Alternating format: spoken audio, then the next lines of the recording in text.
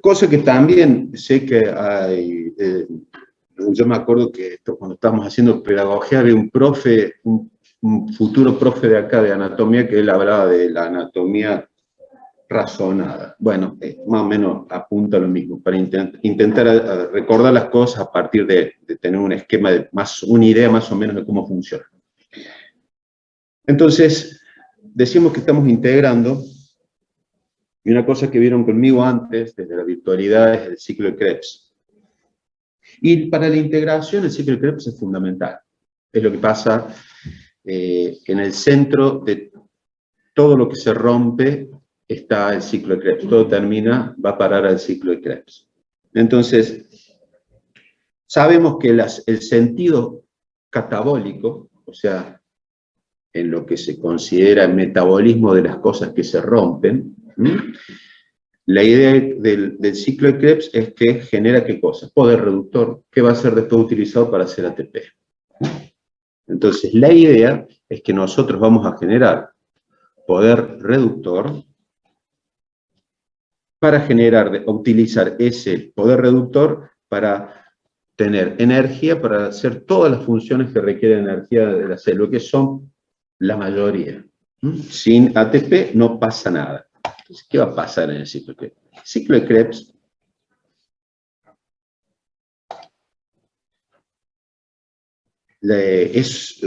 ya lo vamos a ver en más detalle, ¿no? Vamos a repasarlo con más detalle, pero el ciclo de Krebs es un ciclo. Y todo ciclo lo que tiene que hacer es dar una vueltita. Un ciclo es algo que se repite. Ese es el concepto del ciclo. Entonces es muy fácil.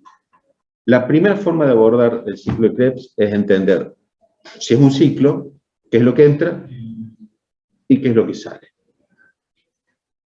Y cómo se reconstituye. Entonces, lo primero que tenemos que entender que en el ciclo de Krebs lo que entra son acetil-CoA. ¿De dónde viene ese acetil-CoA? De todo. Puede venir de la glucólisis, después de, como vieron con la doctora Bolo ayer, que bien después de cuando el piruvato se descarboxila, queda un acetil-CoA. Bueno, ahí entonces ese acetil-CoA puede entrar al ciclo de Krebs. Hay otras cosas que pueden entrar al ciclo de Krebs, lo vieron conmigo, cuando vieron beta-oxidación de lípidos. Bueno, lo que produce la beta-oxidación también son acetiles-CoA. Y el ciclo de Krebs es exactamente el mismo. La otra cosa que puede entrar al ciclo de Krebs son aminoácidos. Todos los aminoácidos, todos son cetogénicos. Tarde o temprano pueden terminar convertidos en acetil-CoA. Hay otros aminoácidos que no son cetogénicos, que son glucogénicos, que son, que en realidad pueden ser cetogénicos y glucogénicos, y hay un par de ellos que son estrictamente glucogénicos. Y ya vamos a hablar un poco de eso. Ahora, estamos acá hablando en particular de toda aquella cosa que se puede convertir en acetil-CoA, entonces cuando escuchemos aminoácido cetogénico es porque puede convertirse en acetil-CoA. Y dentro del acetil, entonces, todas esas cosas van a parar el ciclo de Krebs, absolutamente todo. Ya hablamos de lípidos, aminoácidos y azúcares. Todo termina en este asador de ciclo de Krebs. Entra un acetil-CoA. ¿Y qué es lo que tiene que salir? Bueno, si es un ciclo y es catabólico, sí o sí, lo que entra se tiene que procesar y perder. El acetil-CoA es un compuesto que tiene dos carbonos, como toda cosa en química orgánica y biológica que diga aceto significa dos carbonos. Entonces, si entran dos carbonos al ciclo de Krebs, se tienen que salir dos carbonos. ¿Por qué se tienen que salir dos carbonos? Porque es un ciclo catalítico que se rompe. Si yo no perdiera dos carbonos que entran al ciclo, no sería un ciclo catabólico, sería de síntesis. Porque como no se pierde, empieza a acumularse, y eso se llama síntesis. Cuando yo estoy rompiendo algo, los ciclos, las cosas se tienen que perder para que se regenere el ciclo. Entonces, este acetil-CoA que tiene dos carbonos, lo primero que hace, durante el ciclo de Krebs, se pierden dos carbonos. Se pierden dos carbonos. ¿Cómo se pierden? Como CO2, como dióxido de carbono. Fíjense, La idea del ciclo de Krebs es que voy a ordeñar hidrógenos, poder reductor para después hacer ATP. Entonces, los carbonos que salen del ciclo de Krebs están totalmente oxidados, no tienen ningún hidrógeno. El acetil-CoA sí tiene hidrógenos. Entran un grupo, algo con un carbono con hidrógenos y salen carbonos sin hidrógenos, porque el ciclo de Krebs lo que hace es cosechar esos hidrógenos para generar poder reductor. ¿Cómo se lo genera? Como NAD reducido y FAD reducido. Cada ciclo de Krebs, cada vuelta del ciclo de Krebs me va a perder los dos carbonos que entran del acetil-CoA y me va a generar 3 NAD, un FAD y un ATP en forma de FTP. Esa es la forma de entender el ciclo de Krebs. Rompo, saco, ordeño hidrógenos para poder generar poder reductor.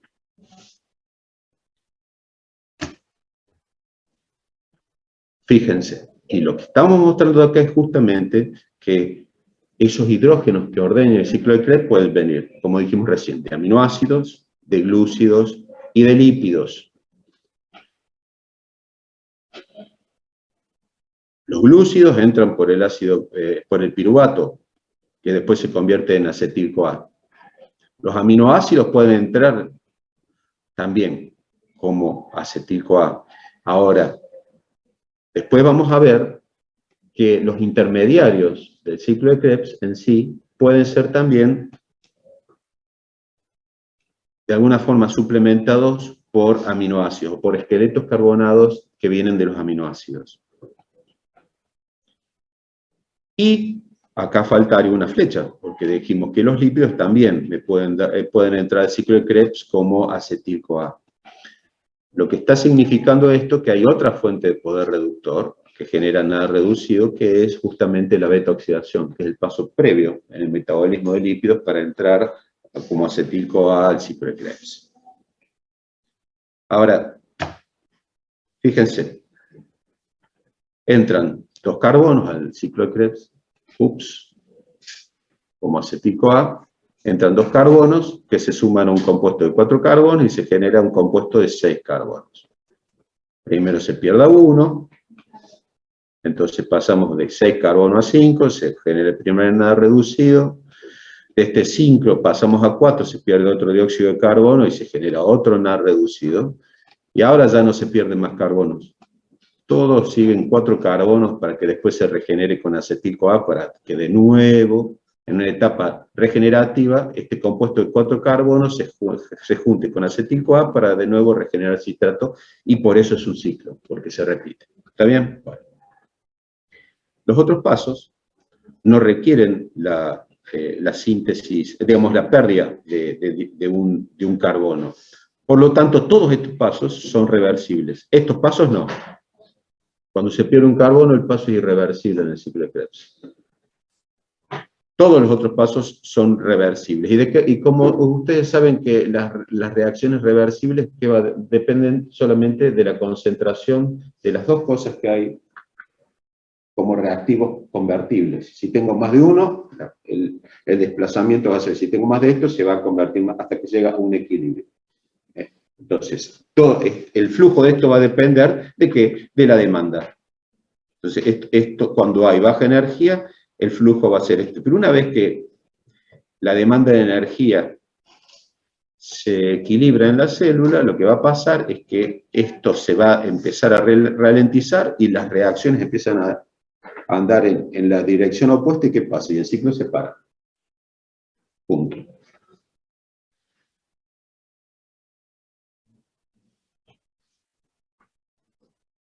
Ahora, ¿qué es importante? Entender que el ciclo de Krebs, aparte de tener esta función catabólica para generar poder reductor, es la forma principal de generar poder reductor es el ciclo de Krebs. No hay nada más importante, que es la forma más eficiente, es el sumum de la generación de energía. La otra opción es la glucólisis, y ustedes ya saben que la glucólisis tiene una gran ventaja, que es muy rápida, pero se acaba rápido, porque no hay mucha glucosa. Entonces, una vez que se acaba la glucosa, hay que hacer esto, que es más lento, pero que es mucho más eficiente. Ahora, fíjense, Los pasos involucran compuestos de 6 carbonos, 5 carbonos, 4 carbonos. Todos estos compuestos, excepto el acetil-CoA que entra acá, todos estos son lo que se llaman tricarboxilos. Tienen 3 grupos carboxilos, por eso llamamos ciclo de los ácidos tricarboxílicos, TCA. Se llama también ciclo de Krebs, porque se dio cuenta Don Krebs, por eso recibió un premio Nobel. Pero lo interesante es que estos compuestos son alfa-cetoácidos. Y esa característica los hace sustratos, los hace sustratos de una conversión, algo que ustedes saben, porque creo que lo ven con el doctor Raimunda, ¿no? Que es la síntesis y sería el metabolismo de aminoácidos. ¿Lo vieron con él? Bueno, todos estos alfa-cetoácidos son susceptibles de ser convertidos en aminoácidos. Lo único que tiene que cambiar es un grupo ceto por un grupo amino y ya tenés un aminoácido. Entonces, todas estas cosas, todos estos esqueletos carbonados, se pueden convertir en un aminoácido. 2 pasitos más y ya tenemos un aminoácido. Lo importante de acá es entender que el aminoácido que se va a generar va a depender, va a tener un nombre y una función distinta de acuerdo al número de carbonos que tenga. El sustrato clásico es el alfa-cetoglutarato que se va a convertir en glutamato. Y después eso, cuando ustedes vieron urea, después el ciclo de la urea, saben que eso se puede convertir en glutamina y después eso se metaboliza para sacarse de encima aminoácidos. Digamos, los grupos, con los grupos del nitrógeno, ¿no?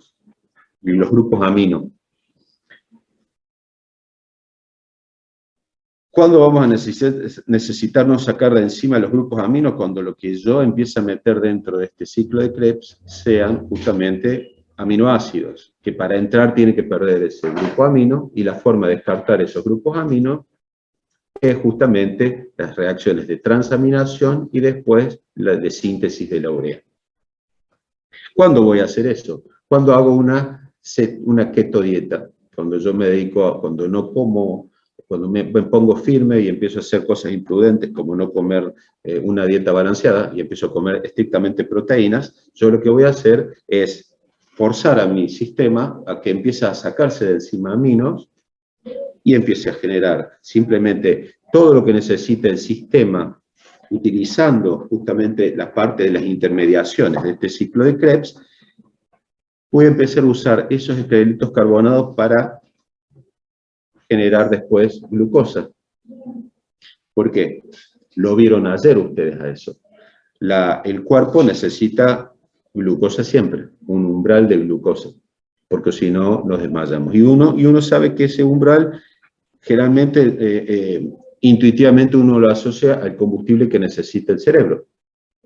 Pero en realidad la necesidad más grande de glucosa no la tiene el cerebro, porque el cerebro tiene opciones. Una por lo menos, que son los cuerpos cetónicos. Pero hay algo en el cuerpo que no tiene más opciones que la glucosa, y esos son los glóbulos rojos. Y los glóbulos rojos son un montón. Ustedes vieron un frotis de sangre, está repleto, está todo lleno de glóbulos rojos. Bueno, esos glóbulos rojos que para mí, como biólogo, desde mis limitaciones y mi ignorancia, es algo que está muerto porque no tiene un núcleo, es un zombie en realidad. No se enteró todavía que está muerto, pero está muerto. Es una cosa que se descarta. Bueno, ese esqueleto descabezado es un eritrocito, funciona solamente por glucólisis, no tiene mitocondrias. Entonces, tiene actividad metabólica, tiene que pegar oxígeno, fundamental. Como tiene que pegar oxígeno, y lo necesitamos, en realidad, justamente la sangre es la razón por la cual no puede bajar el azúcar en sangre por debajo de 4,5. Porque si no, dejan de funcionar los eritrocitos y me muero asfixiado. Porque si no funcionan, no me llega, digamos, no funciona el sistema de acople de oxígeno a los grupos hemo, chao, fui. La razón entonces por la cual necesitamos ese nivel mínimo no es el cerebro, es la sangre, son los eritrocitos.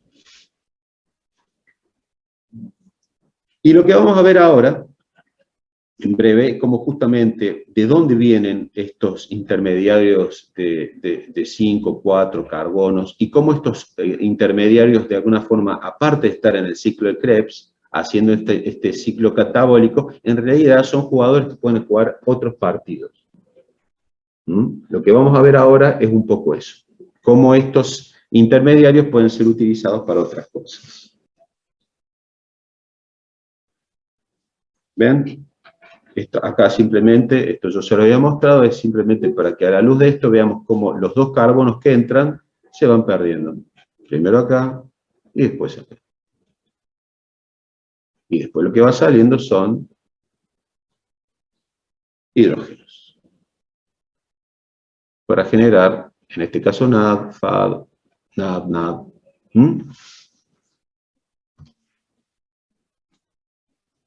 Y ahora simplemente lo que les quiero mostrar, si me sale,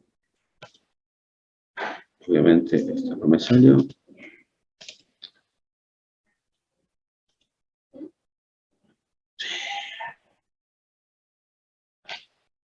Yo vengo acá.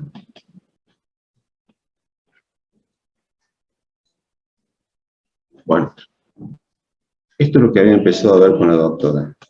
Le cuento qué es lo que hice acá. Mi máquina murió. Entonces lo que hice fue bajar esto desde un mensaje, desde un correo electrónico. Así que vamos a empezar por esto. Lo que decíamos recién es que en el ciclo de Krebs entran los acetil-CoA, y lo que les quería mostrar es que para alimentar esos intermediarios de 4 o 5 carbonos, fíjense,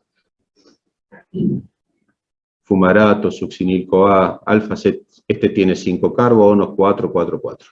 Bueno, todos estos intermediarios simplemente vienen de aminoácidos que fueron descabezados de su grupo amino, y que de hecho un cetoácido.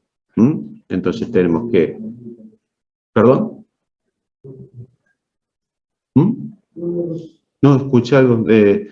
No tengan miedo, miren, por las dudas, que conste en acta, ¿eh? No tomo asistencia, así que no sé los nombres. Es más, me encantaría, si nos viéramos más seguido y nos viéramos todos juntos, sería fantástico, pero por mis limitaciones no me voy a acordar de los nombres ni a palos.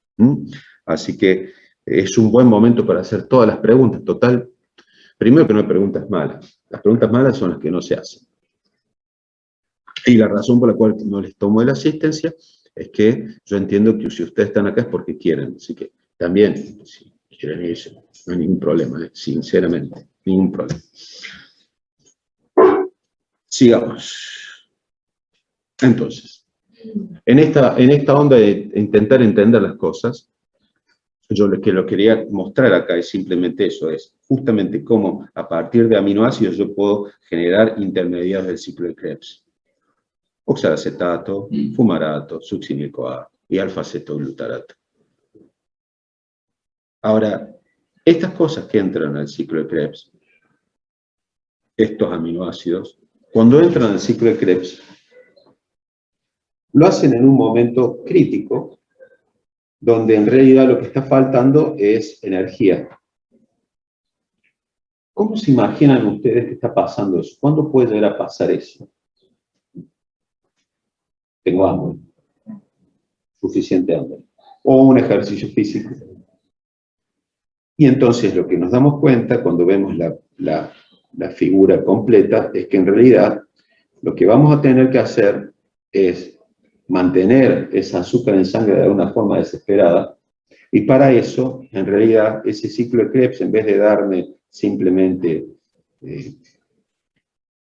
poder reductor para que entrar digamos, respiración y generar ATP, lo que va a pasar es que va a tener de alguna forma que volver a generar azúcar, mantener ese azúcar en sangre.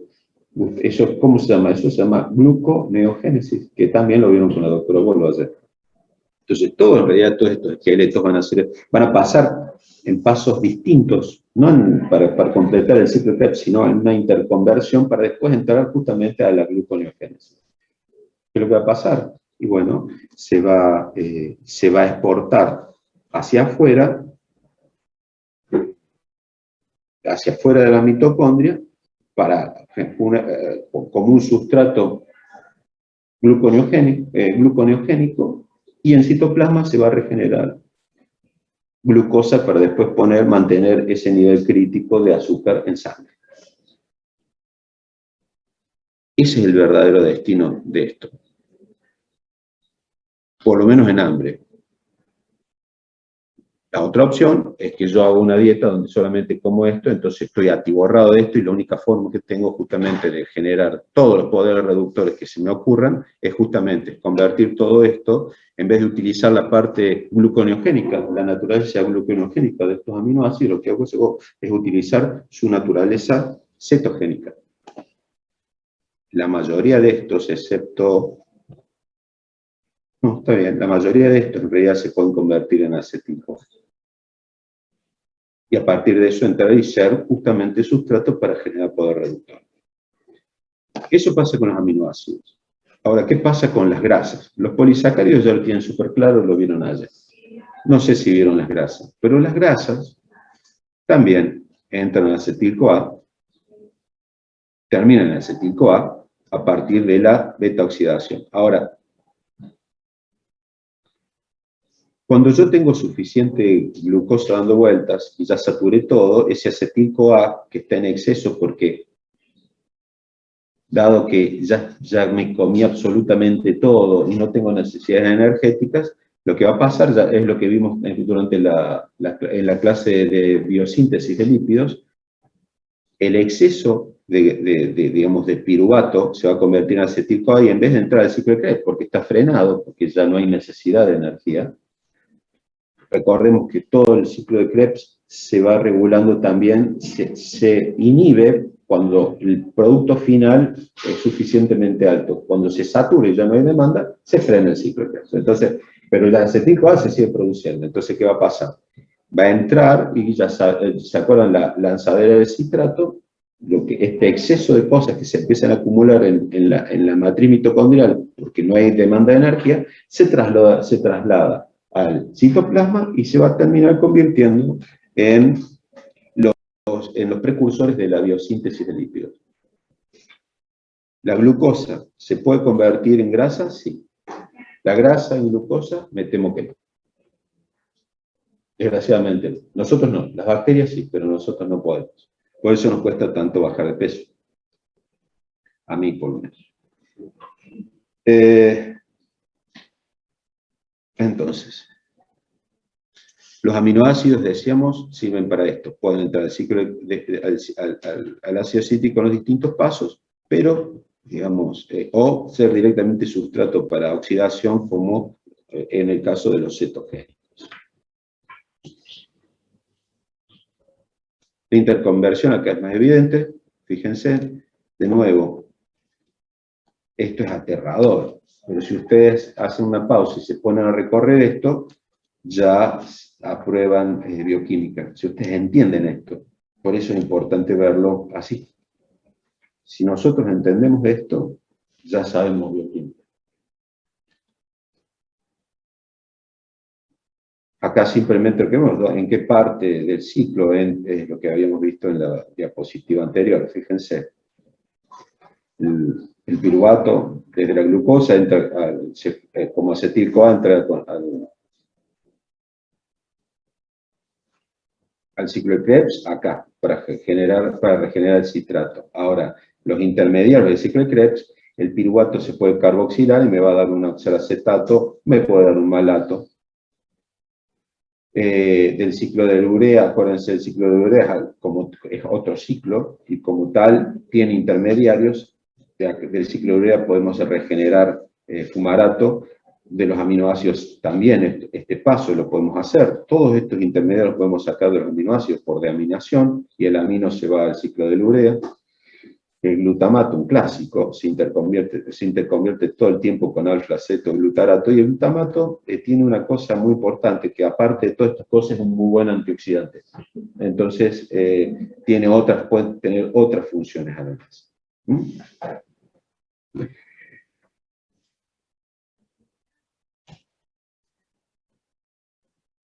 Esto lo vieron con la doctora. Lo que quería mostrarles es simplemente esto. Esto también lo vieron con la doctora Bolo, que es lo que pasa, que es el manejo de los azúcares en los hepatocitos, ¿no? Y lo que les decía yo, lo único que me interesaba repasarles acá de esto, es que justamente cuando tenemos un exceso de acetil-CoA, fíjense,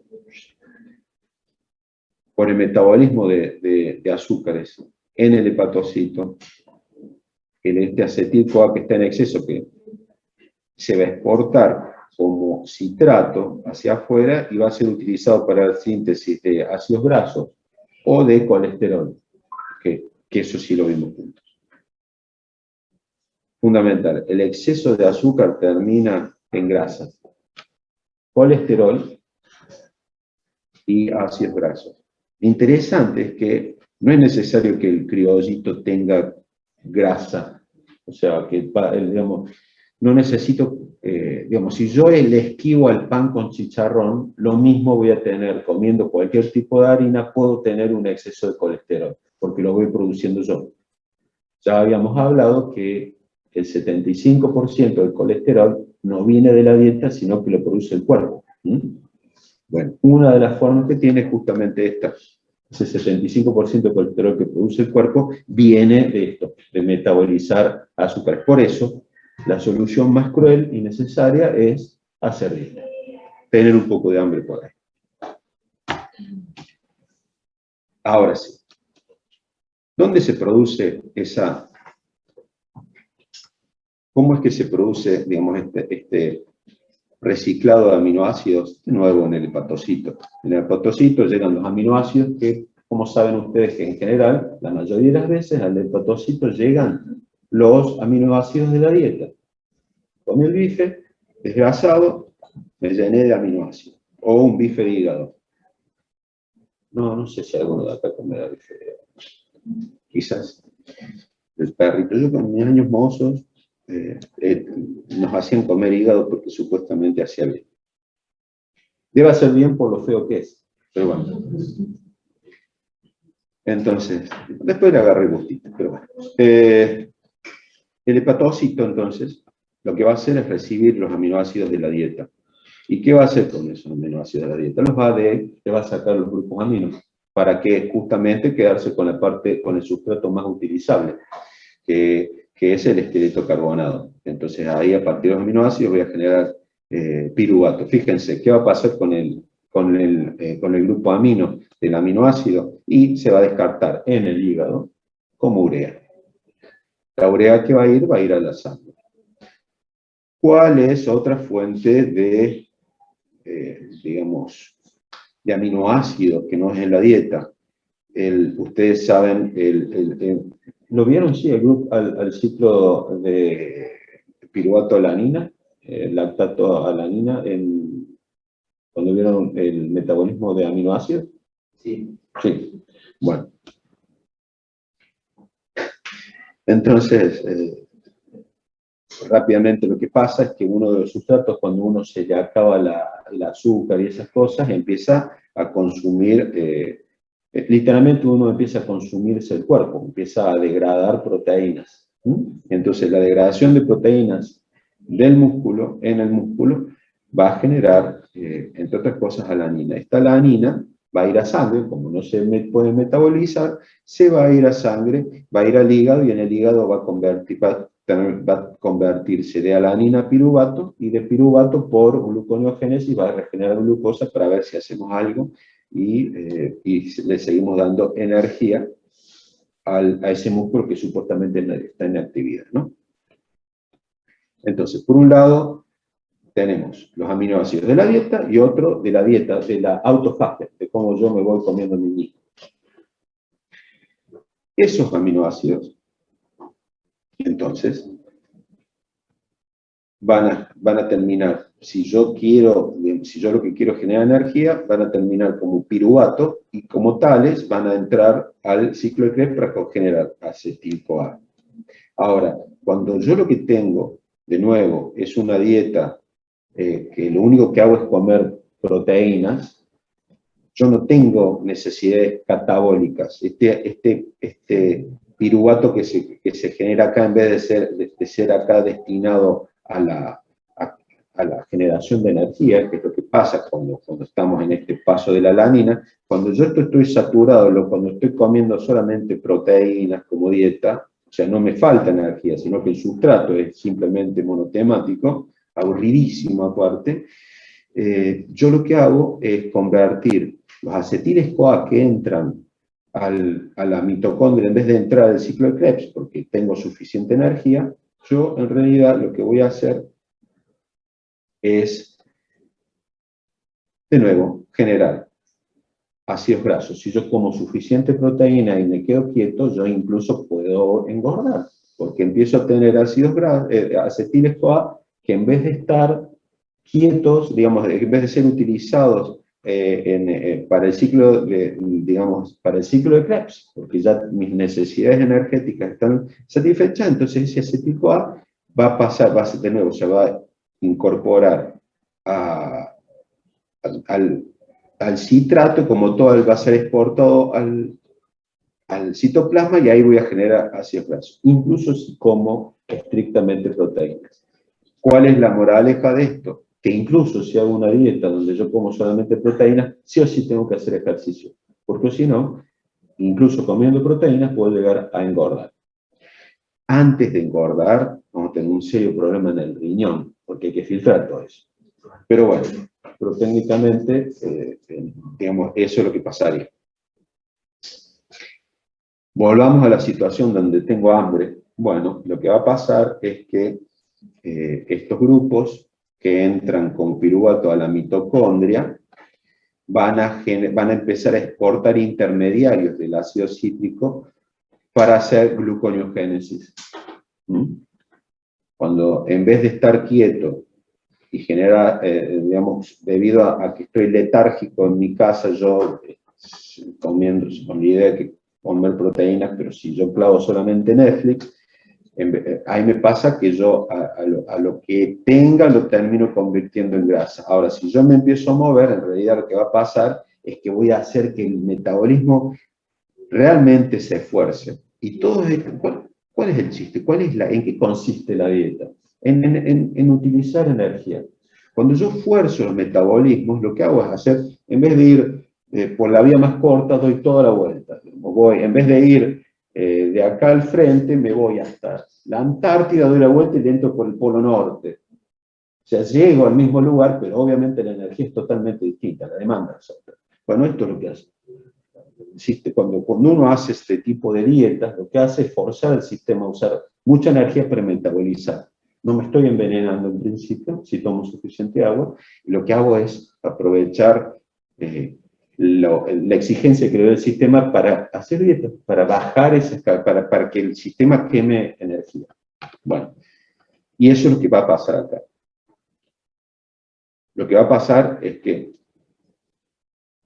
como me quedo sin glucosa porque estoy haciendo un mínimo de esfuerzo, todos estos aminoácidos, estos esqueletos que entran, van a entrar a este ciclo de Krebs, van a ser utilizados para generar, por gluconeogénesis, generar la glucosa que va a ir inmediatamente a sangre para mantener ese famoso 4,5. ¿No? Si ustedes se acuerdan de esto, que es muy simple, digamos, o por lo menos si se ponen a pensarlo y estudiarlo así, se van a sacar de 10 para arriba. Cuestión de entenderlo, simplemente entender el proceso. Que eso pasa con los aminoácidos. ¿Y qué va a pasar con los lípidos? Con los lípidos va a pasar algo parecido. Ahora, también es importante darse cuenta, ¿no?, de la importancia de las cosas. El hígado es el que hace absolutamente todo. Por eso hay que cuidarlo, no hay que maltratarlo. Yo sé que es una ridiculez de parte mía decir que cuiden su hígado a su edad. Pero yo lo tengo que decir. De alguna forma intenten, no digo la cantidad, pero por lo menos la calidad. Mínimo, un mínimo de calidad de lo que al hígado, todo el alcohol que quieran, pero que no sea tan tóxico. Nada más, para que les dure. Fíjense, glucosa ya lo vieron con la doctora. Aminoácidos, lo acabamos de repasar. Lípidos, todo pasa en el hígado. Y también detoxifica todas esas cosas que uno se toma. Todo eso lo hace el hígado. ¿Qué va a pasar entonces con los lípidos?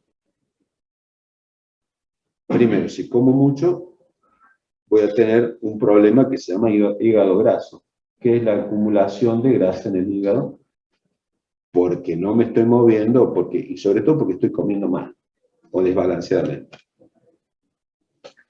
Entonces lo que voy a tener es que los ácidos grasos que estoy comiendo yo van a empezar a acumularse. También recuerden una cosa, muy importante. Todo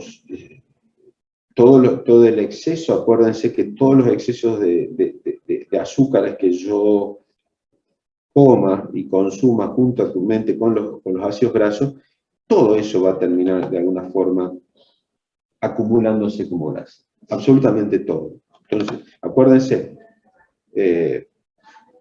estos ácidos grasos que entran en la dieta se van a distribuir por todos lados por las lipoproteínas, que las vimos juntos. ¿Se acuerdan? Las lipoproteínas son esas cosas, esas pelotitas de grasa que tienen una parte hidrofílica, por eso se pueden mover, que tiene una proteína que es reconocida y que adentro tiene distintas proporciones de colesterol y triglicéridos de acuerdo a la función de los 4 tipos distintos de lipoproteínas que tenemos. Bueno, eso van a salir, 3 lipoproteínas que produce el hígado. La única lipoproteína que no produce el hígado son los kilomicrones, que se generan en la dieta. Todos los demás son cosas que se hacen en el hígado. Yo, la verdad que todavía me sorprendo de la cantidad de cosas, porque siempre esto lo di por sentado, eso que les acabo de decir. Los 3 tipos distintos de lipoproteínas que se generan, que se sintetizan, que no vienen a la dieta, todo viene y sale del hígado. Todo. Es impresionante. Entonces, las grasas van a salir del hígado para todos lados. Ese ácido graso, si yo empiezo a hacer dieta, lo puedo metabolizar también. Y entonces, esos ácidos grasos libres van a salir con albúmina, como salen del tejido adiposo, ¿no?, a donde sea necesario, ¿no? Para eso, de nuevo, aparte de una buena dieta, hay que hacer actividad. Ya habíamos hablado de cuándo es que se produce la lipólisis. La lipólisis, la beta-oxidación, se produce cuando la mayor beta-oxidación se produce cuando uno duerme. Pero hay que dormir sin comer. O comiendo algo livianito. ¿Vieron con esto? Cosa también. O sea, nosotros los viejos, cuando decimos coman livianito en la noche, tiene que ver con eso. Cuando uno come liviano, inmediatamente, y si duerme lo suficiente, el cuerpo sigue andando, necesita mantener temperatura. Y lo que hace es quemar grasas. Quema grasas. O sea, la beta-oxidación es músculo en reposo. ¡Pum! Y si no, cuando empiezo a entrenar, es el músculo que después lo entreno, le enseño, hago que haga su mecanismo, su maquinaria para consumir grasas. Entonces yo empiezo a entrenar y empiezo a consumir las grasas del cuerpo. Después, por supuesto, hay que hacer ajuste cuando esa grasa se acaba. Eso, en mi caso, puede demorar bastante, pero en algún momento pasa. Entonces, porque ¿qué va a pasar? ¿Qué va a hacer con la máquina, con esa maquinaria? Empezar a hacer un reajuste tanto del entrenamiento como de la dieta. Entonces, la otra cosa que va a pasar es que, dadas ciertas... Y todo en el hepatocito, todo esto en el hepatocito. No, pero cuando se termina el de grasa, ¿qué usa? O sea, ¿cuál es? En realidad la grasa es lo último. Lo último que uno consume es la grasa. ¿Por qué? Porque justamente es un mecanismo de... Por eso es tan difícil bajar la grasa. Pues lo primero que uno va a hacer es, en realidad, desgraciadamente, primero que tenés es empezar a consumir tu músculo. Por eso es importante, para que uno no degrade su músculo, es usarlo. Porque cuando uno hace ejercicio, lo que hace es decirle al cuerpo que hay un trabajo que necesita hacer. Entonces, el músculo no pasa a ser un formato como la grasa, que es, cuando yo no uso un músculo, pasa a ser una especie de depósito de aminoácidos. Si yo no lo uso al músculo, el cuerpo se da cuenta que hay un montón de aminoácidos que empieza a usar, que empieza a metabolizar. Cuando yo entreno, le estoy diciendo al cuerpo que eso no es metabolizable, que es una herramienta que yo estoy usando. Entonces le doy señales para que en vez de utilizar ese músculo, empiece a utilizar la grasa. Por eso también es muy importante siempre cuando hagan dieta, sí o sí hacer actividad física. Porque si no, el músculo pasa a funcionar como el tejido graso, pasa a ser un tejido de reserva. Y eso es todo. ¿Mm? Pero es por eso que las enfermedades de alimentación, o sea, nutrición, algún trastorno, las personas suelen padecer de problemas cardíacos, un infarto. Totalmente, sí, sí, sí, absolutamente. Eso y otras. O sea, que el problema, digamos, esta historia de ser sedentarios, tiene todas esas complicaciones. Por eso es importante estar en movimiento. Aparte, ustedes ya, o sea, yo estoy hablando, aparte, es como que le estoy hablando de la parte bioquímica. Ustedes ya saben mecánicamente, por la cuestión anatómica, es fundamental que las cosas empiecen a traccionar para mantenerse. Para la osteoporosis, fundamental que un músculo traccione porque esa tensión le está dando una señal al hueso, que ese hueso tiene que estar firme. Entonces, la actividad física hace que yo no empiece a degradar mis huesos. Si no, ya saben, por eso uno empieza a perder calcio del hueso. La forma es mantenerlo fuerte, justamente esta tensión mecánica que genera el músculo induce a que justamente no se pierda calcio en los huesos. Pero bueno, eso ustedes lo saben más por anatomía, pero también es cierto, es muy importante. La actividad física es fundamental. Y después, yo les decía, esto también lo hemos hablado, que a diferencia de la sangre, nosotros en el cerebro, vemos una injusticia entre hablar en el cerebro, las neuronas del cerebro, porque saben que más de la mitad de las células del cerebro no son neuronas, hay astrocitos, hay un montón de glía. Y que en realidad ahora se está viendo que esa glía, que está totalmente, supuestamente dedicada simplemente a darle de comer a la bendita neurona, en realidad tiene funciones fisiológicas, regulatorias, casi tan importantes como las neuronas per se. O sea, no es simplemente una cuestión de soporte, sino que hay una modulación metabólica. Entonces, nunca hay que subestimar a la glía. Bueno, pero en particular estamos hablando de las neuronas que también tienen lo suyo, ¿no?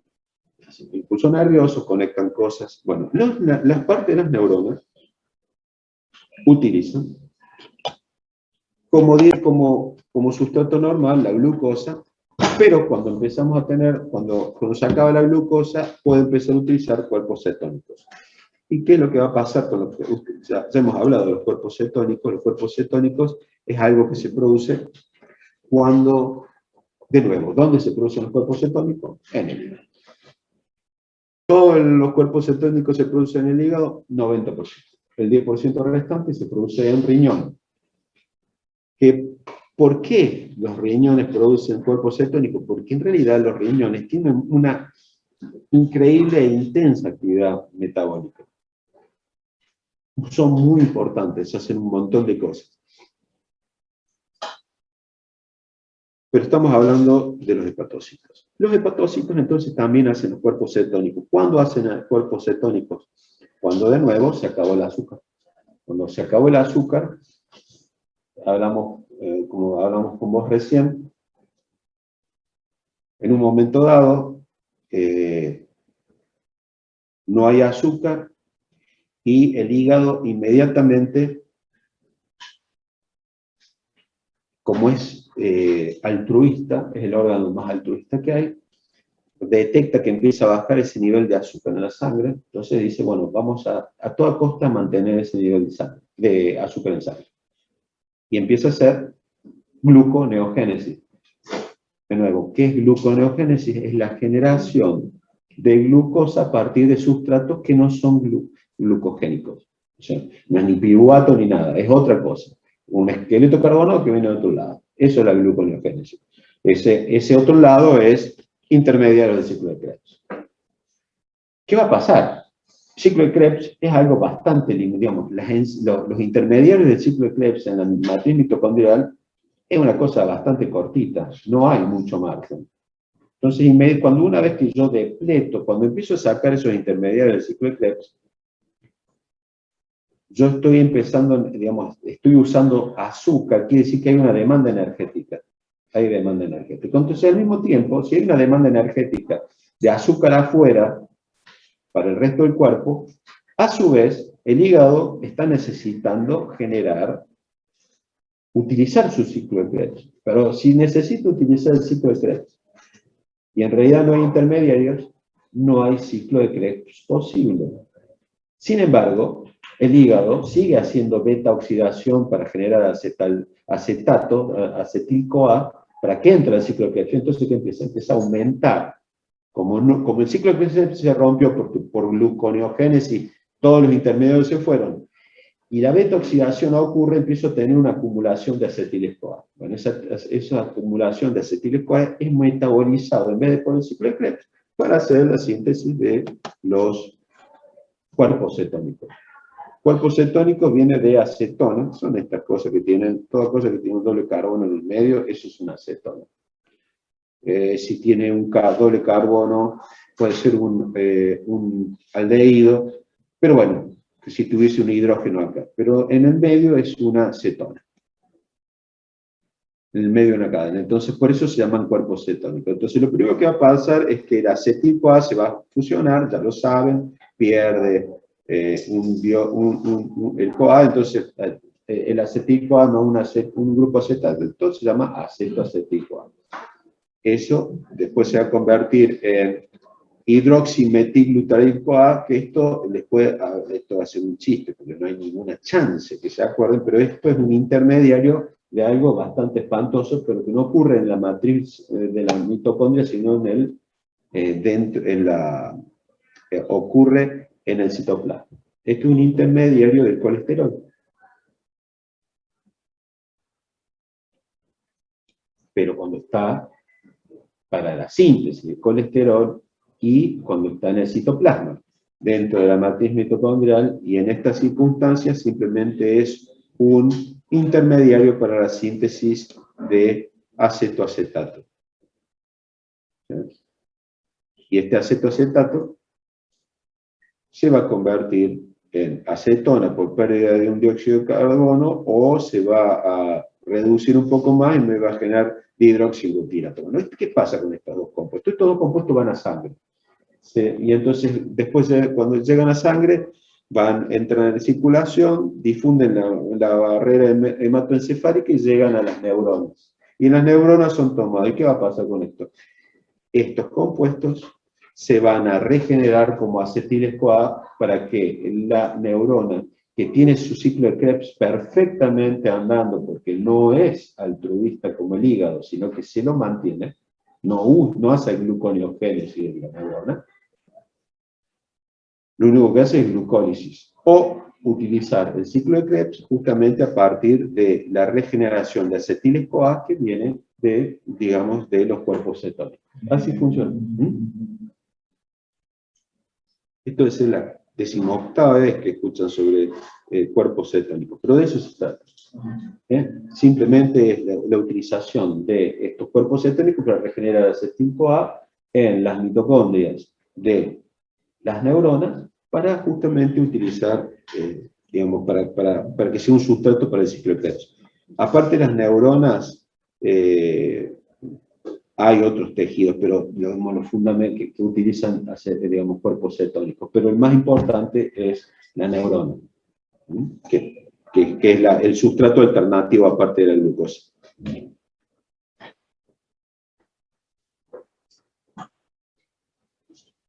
¿Ven? Lo que va a pasar en la neurona es que justamente este dihidroxibutirato se va a volver, digamos, es como que hace los pasos inversos que de lo que veíamos en el hígado para regenerar después, primero acetoacetil-CoA y a partir de esto generar 2-acetil-CoA, que va a ser lo que va a entrar en el ciclo de Krebs. Y esto es lo que no hay en el hígado. Por eso este paso inverso no pasa en el hígado. Si no, sería un ciclo fútil.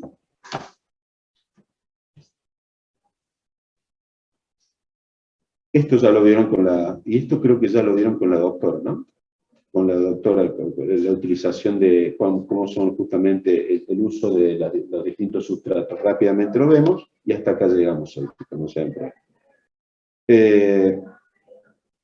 Esto es cuando uno hace y lo vamos a repasar, nunca está de más. Cuando uno hace actividad, lo primero que hace es utilizar glucosa. Después el sustrato donde guardamos glucosa como glucógeno es el músculo y el hígado. Y bueno, lo primero que hacemos es utilizar primero la glucosa suelta, después esos reservorios de glucógeno. Y si la cuestión es anaeróbica, o sea, estamos corriendo seriamente con un déficit de oxígeno, lo que vamos a generar es lactato. Y ustedes ya saben lo que pasa con el lactato, va a ir al hígado y ¿qué va a hacer? El ciclo de Cori. Se regenera gluconeogénesis para hacer glucosa y de vuelta al músculo. Cuando lo que hacemos es un trote más tranquilo y le damos tiempo al sistema para que ventile, o sea que digamos, cuando tenemos una situación aeróbica, o sea, tenemos suficiente oxígeno, están funcionando las mitocondrias, entonces lo que va a pasar es que la glucosa se va a transformar en CO2. ¿Por qué? Porque la glucosa va a ir a piruvato, acetil-CoA dentro de la mitocondria, acetil-CoA, ciclo de Krebs. Entonces el destino de esa glucosa es CO2. Y un montón de poder reductor porque estoy trotando tranquilo. Acá, la duda existencial que existe, controversia entre lo que se dice, digamos, la fosfocreatina es una forma muy simple de donar ATP, digamos, de regenerar ATP a partir de ADP. Y no es enzimática, sino que la fosfocreatina es un compuesto que está fosforilado y que inmediatamente, cuando los niveles de ATP bajan a ADP, esa fosfocreatina inmediatamente cede fósforo. Esto, hay mucha gente que considera que es anterior a la utilización del glucógeno. Y hay otra gente que considera que sucede acá y después de que ya consumió el glucógeno. Y hay gente que considera que la fosfocreatina se consume después de todo esto. No importa si es antes, durante, después. Lo importante es que lo que pasa es eso, es una fuente que es al margen de la glucosa y que lo que hace es directamente regenerar ATP a partir de ADP por donación de este grupo fósforo. Entonces la fosfocreatina dona ese fósforo, entonces queda como creatina. Y esto lo que va a permitir, entonces esto lo que va a pasar, lo que va a hacer es que se regenere el ATP y que este ATP es el utilizado para la actividad mecánica, ¿no? Fíjense, esto es en la actividad, y en la actividad ligera, fíjense, ácidos grasos. Lo que hacemos cuando dormimos, por eso también hay gente que hace famoso esas curas de sueño que son 3 días, salen flaquitos, y sí, porque no comen nada. Sí, comen, digamos, se comen. Digamos, el único problema que también probablemente empiezas a degradar eventualmente, si uno no corta y no lo regula bien, empieza a comerse la carne de uno.